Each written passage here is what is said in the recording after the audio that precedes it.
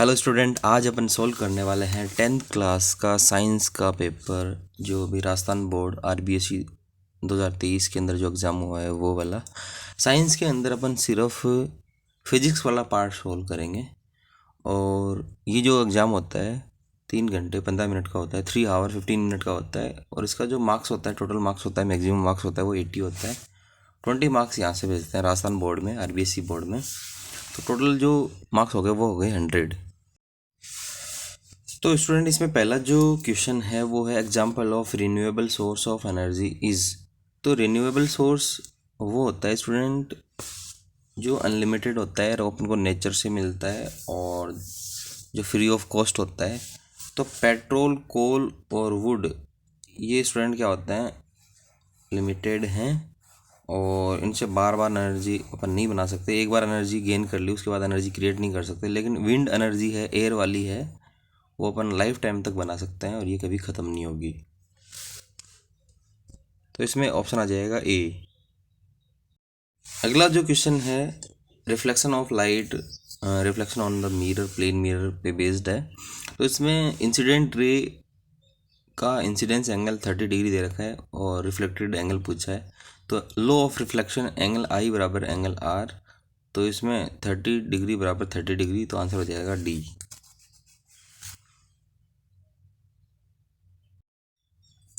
उसके बाद स्टूडेंट अगला जो क्वेश्चन है, which physical quantity has K W H as its unit. K W H kilo watt hour और ये कमर्शियल यूनिट होती है इलेक्ट्रिक एनर्जी की।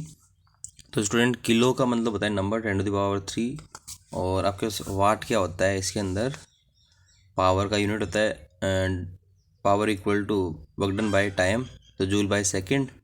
और हावर में कितने सेकंड होते हैं, 3600 सेकंड होता है। सारी वैल्यूज पुट करेंगे 10⁻³ into joule upon second into 3600 second, second से सेकंड कैंसिल, तो आंसर आएगा जूल। और जूल किसकी यूनिट होती है, एनर्जी की। तो 1 kWh equal to 3.6 into 10⁻6 joule, तो इलेक्ट्रिक एनर्जी इसका आंसर हो जाएगा। अगला जो क्वेश्चन है वो बेस्ड है ओम्स लॉ पे। तो स्टूडेंट ये ओम्स लॉ का सर्किट है और ये रेजिस्टेंस है और इसके अक्रॉस जो डिवाइस लगती है वो वोल्टेज मेजर करने के काम आती है, पोटेंशियल मेजर करने के काम आती है। तो ये होगा वोल्ट मीटर और वाई जो डिवाइस होगी वो होगी अमीटर, क्योंकि इसमें करंट फ्लो हो रहा है। करंट फ्लो मेजर करने के लिए जो डिवाइस काम में आएगी वो अमीटर होगा और अमीटर हमेशा सीरीज में लगता है, वोल्ट मीटर हमेशा पैरेलल में लगता है। तो वाई जो डिवाइस होगी वो होगी अमीटर।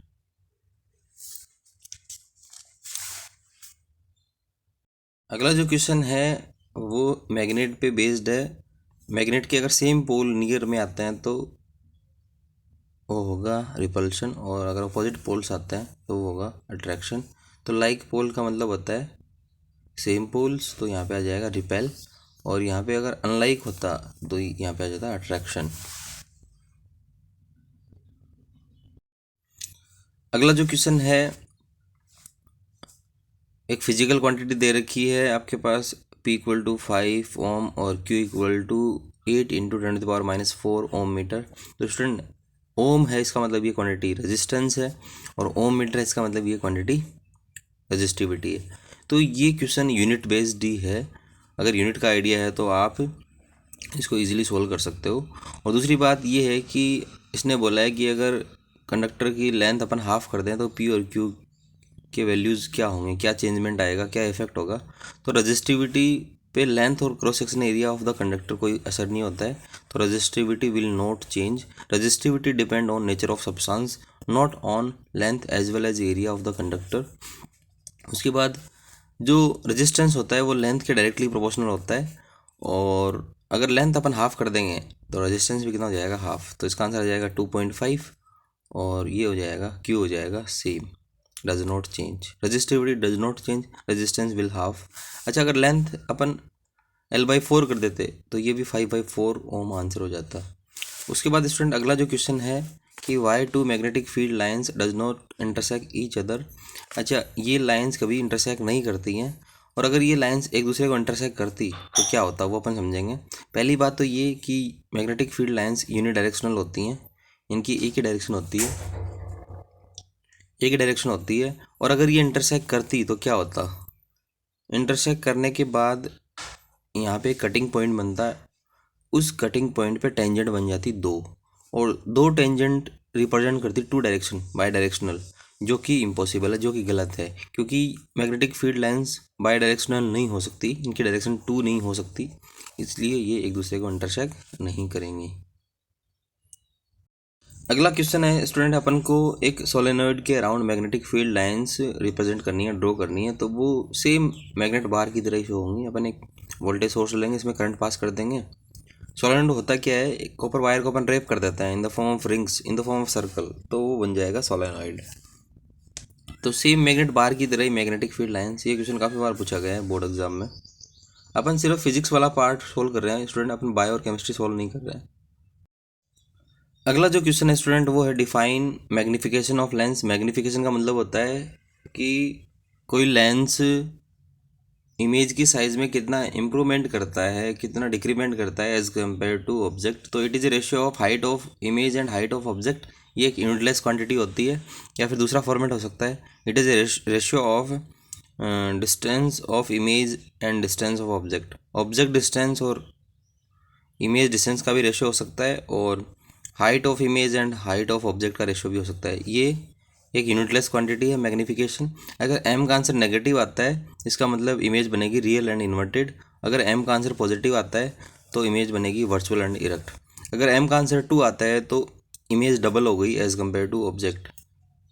अगर m का आंसर 3 आता है तो इसका मतलब इमेज में इम्प्रूवमेंट है। मान लो ऑब्जेक्ट 10 सेंटीमीटर का है, और अगर m 3 है तो आपके पास इमेज बनेगी 30 सेंटीमीटर की, हाइट के अकॉर्डिंग, साइज के अकॉर्डिंग। अगला क्वेश्चन है write name of spherical mirror and used as a rear view of mirror in a vehicle. तो कॉन्वेक्स मिरर। कॉन्वेक्स मिरर इसलिए काम में लेते हैं क्योंकि अगर ऑब्जेक्ट बड़ा है तो ये उसकी साइज को स्मॉल कर देता है और उसमें एडजस्ट हो जाती है इमेज।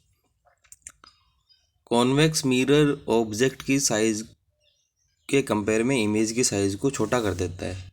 अगला क्वेश्चन है डिफाइन इलेक्ट्रिक पोटेंशियल डिफरेंस। तो potential difference between two point across the resistance या फिर across the terminal of voltage source known as potential difference. उसके बाद write names of any two device based on Joule's law of heating. तो heater ले सकते हो, oven ले सकते हो, इमर्सन रोड ले सकते हो, गीजर ले सकते हो।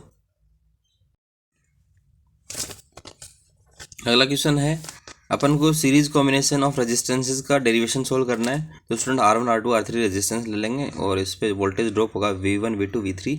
एक बात हमेशा याद रखना है कि सीरीज में करंट सेम रहेगा और रेजिस्टेंस डिवाइड हो, वोल्टेज डिवाइड होगा on resistance V1 V2 V3। V1 V2 V3 का सम करेंगे तो आंसर क्या जाएगा V। अब देखो बच्चों, इसके अंदर अपन को करना है using Ohm's law, V equal to I R, और V1 equal to I R one, V2 equal to I R two, और V3 equal to I R three. अच्छा, I1 I2 I3 इसलिए नहीं लिया क्योंकि करंट क्या रहता है सेम, सारी वैल्यूज पुट कर देंगे इसमें, आंसर आ जाएगा R equal to R1 plus R2 plus R3। तो सीरीज में रेजिस्टेंस क्या होता है, ऐड होता है। अगला क्वेश्चन है कि जो हाउस होल्ड इलेक्ट्रिक सर्किट होते हैं उसके अंदर जो कनेक्शन होता है वो पैरेलल क्यों होता है। तो इसका रीज़न ये है कि हर अप्लायंस को, हर सर्किट को इक्वल वोल्टेज मिलेगा। पैरेलल में वोल्टेज क्या होता है, सेम होता है, इसलिए अपन पैरेलल कॉम्बिनेशन यूज़ में लेते हैं। उसके बाद फ्लेमिंग लेफ्ट हैंड रूल है। तो इसके अकॉर्डिंग अपन को लेफ्ट हैंड अपना ड्रॉ करना है, मतलब अरेंज करना है फिंगर्स।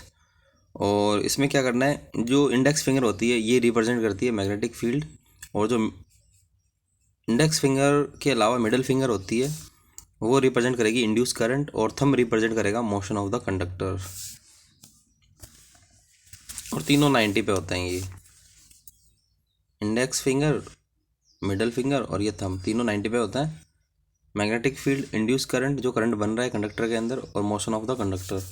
इलेक्ट्रोमैग्नेटिक इंडक्शन क्या होता है स्टूडेंट, अगर किसी मैग्नेट को अपन कंडक्टर के नियर लेके आते हैं और इसमें अगर करंट इंड्यूस हो रहा है तो इस इवेंट को बोलेंगे इलेक्ट्रोमैग्नेटिक इंडक्शन। इस मैग्नेट को बार बार बैकवर्ड एंड फॉरवर्ड मोशन में लाना होता है और रोकना नहीं होता है। जितनी ज़्यादा इसकी वेलोसिटी होगी इसके अंदर उतना ही अच्छा करंट बनेगा।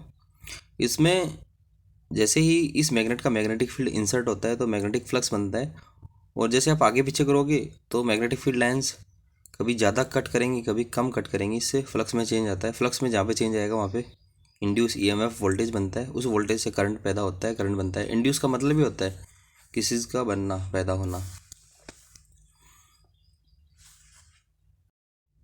स्टूडेंट अगला क्वेश्चन है, अपन को कॉनकेव मिरर की हेल्प से इमेज फॉर्मेशन बनाना है। अगर ऑब्जेक्ट प्लेस्ड है आपके पास प्रिंसिपल फोकस पे एफ पे, तो स्टूडेंट अपन को यहाँ पे कॉनकेव मिरर बनाना है और ये एफ है और ये सी है, सेंटर ऑफ कर्वेचर।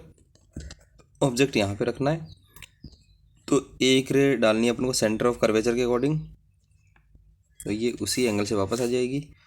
और एक अपन को डालनी है पोल पे, तो ये भी लॉ ऑफ रिफ्लेक्शन से वापस आ जाएगी।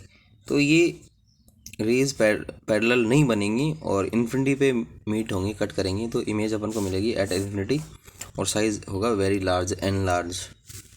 अगला क्वेश्चन है, आपके पास रेडियस ऑफ कर्वेचर दे रखी है मिरर की 14 सेंटीमीटर, फोकल लेंथ कितनी होगी, तो एफ इक्वल टू होगा r/2, तो आंसर आ जाएगा 7 सेंटीमीटर। बहुत ही ईजी क्वेश्चन। उसके बाद स्टूडेंट अगला जो न्यूमेरिकल है वो बेस्ड है कॉन्वेक्स लेंस पे। वो ऑब्जेक्ट रखा हुआ है बिटवीन f1 एंड 2f1, तो अपन एक कॉन्वेक्स लेंस बना लेंगे, आई शेप का होता है। कॉन्वेक्स लेंस बीच में से थिक होता है और टॉप और बॉटम इसके नैरो होते हैं, थिन होते हैं। ये स्टूडेंट f1 और ये 2f1, तो ऑब्जेक्ट इनके बीच रखा हुआ है, तो ये क्या कर देगा, इसको कन्वर्ज कर देगा f2, इसलिए इसको कन्वर्जिंग लेंस बोलते हैं। और एक अपने डाला ऑप्टिकल सेंटर से, तो यहाँ पे कोई रिफ्रैक्शन नहीं होगा, तो ये इसको बोल दिया हमने 2f2, तो इमेज बनेगी 2f2 के आगे। अगर 2f1 के आगे ऑब्जेक्ट रखा हुआ है तो इमेज भी 2f2 के आगे बनेगी। अगर ऑब्जेक्ट 2f1 पे रखा हुआ है तो इमेज भी बनेगी 2f2 पे। अगर ऑब्जेक्ट 2f1 से पहले रखा हुआ है तो इमेज भी बनेगी 2f2 से पहले। ये इमेज है रियल एंड इन्वर्टेड और इसका साइज थोड़ा सा लार्ज होगा एज कम्पेयर टू ऑब्जेक्ट। उसके बाद स्टूडेंट लास्ट क्वेश्चन है इस पेपर का, फिजिक्स वाला पार्ट जो है। पावर दे रखी है 2.5 डी का मतलब होगा यहाँ पे डायप्टर, और अगर पावर डायप्टर में है तो फोकल लेंथ का आंसर आएगा मीटर में। तो यहाँ पे अपन P इक्वल टू 1/f लगा देंगे, F इक्वल टू 1/b लगा देंगे और 2.5 रख देंगे वैल्यू P की, पावर की, ऑफ लेंस की, और ये 0.4 मीटर या फिर 40 सेंटीमीटर आंसर आएगा। तो स्टूडेंट इस वीडियो को लाइक शेयर सब्सक्राइब जरूर करें। Thank you, thanks a lot.